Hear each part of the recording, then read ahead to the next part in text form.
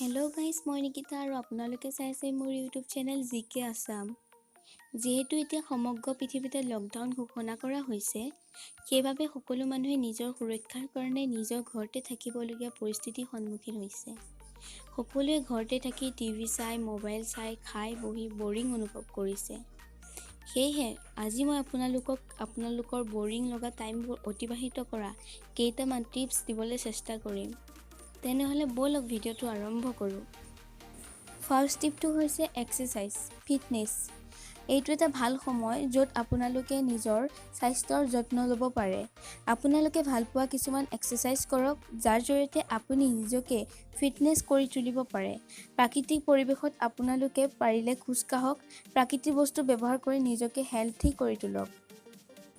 Second টিপটো হৈছে artistic side, অৰ্থাৎ নিজৰ শিল্পকলা কৌশলসমূহ প্ৰদৰ্শন কৰা, যেনে চিত্ৰাংকন কৰা, ফটোগ্ৰাফী কৰা, কাগজেৰে বিভিন্ন সামগ্ৰী তৈয়াৰ কৰা, কবিতা লিখা, গান লিখা আদি। আপোনালোকে কোনোবাই যদি ডান্স কৰি ভাল পায়, তেনেহ'লে ডান্সৰ নতুন নতুন ষ্টেপবোৰ শিকিবলৈ চেষ্টা কৰক।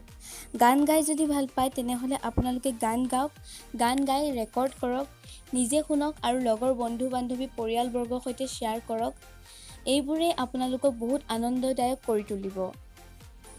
থাৰ্ড টপিকটো হৈছে হবি, অৰ্থাৎ আপুনি ভাল পোৱা কাম কৰক। আপুনি যদি দৈনন্দিন পঢ়ি ভাল পায়, তেতিয়াহ'লে আপুনি মহৎ আত্মজীৱনীবোৰ পঢ়ক।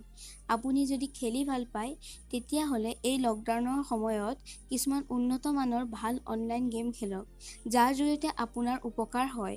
যিহেতু আমি সমাজত বাস কৰোঁ, সেইবাবে আমি ওচৰ চুবুৰীয়াৰ লগত কথা পাতি ভাল পাওঁ। সেয়েহে এই ক'ভিড-19ৰ কাৰণে সামাজিক দূৰত্ব মানি ইজনে সিজনৰ লগত উপদেশ আৰু সতৰ্কমূলক কথা পাতক। ফ'ৰ্থ টিপটো হৈছে stay clean your home and find healthy food item to eat. ঘৰ পৰিষ্কাৰ কৰক আৰু সুস্বাস্থ্যকৰ খাদ্য খাওক।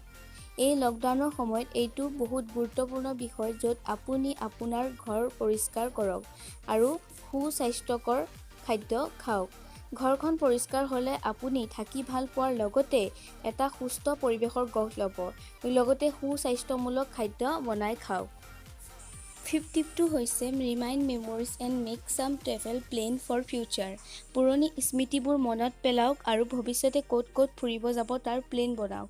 আমাৰ দৈনন্দিন জীৱনত আমি কিছুমান মনোমুগ্ধ সময় অতিবাহিত কৰোঁ, যিবোৰ পিছত মনত পৰিলে আমাৰ মনটো সুখী হয়। সেয়েহে এই লকডাউনৰ সময়ত আমি তেনে দিনবোৰৰ কথা মনত পেলাই সেই দিনবোৰৰ ফটোগ্ৰাফী আৰু ভিডিঅ'গ্ৰাফীবোৰ চাই মনটোক ভাল লগাব পাৰোঁ। আৰু এতিয়া আমি ঘৰতে সোমাই আছোঁ, যাৰ বাবে আমি ক'লৈকো ফুৰিব যাব পৰা নাই। সেয়েহে আমি ঘৰতে থাকি লগৰ বন্ধু-বান্ধৱ, পৰিয়ালৰ লগত ছামাৰ ভেকেশ্যন আৰু উইণ্টাৰ ভেকেশ্যন ক'ত ক'ত যাব পাৰি তাৰ প্লেন বনাব পাৰোঁ। ঘৰতে থাকক, সুস্থ থাকক, চৰকাৰে দিয়া নীতি নিৰ্দেশ পালন কৰক। আশা কৰোঁ আমি অতি সোনকালে এই ৰোগৰ পৰা পৰিত্ৰাণ পাওঁ।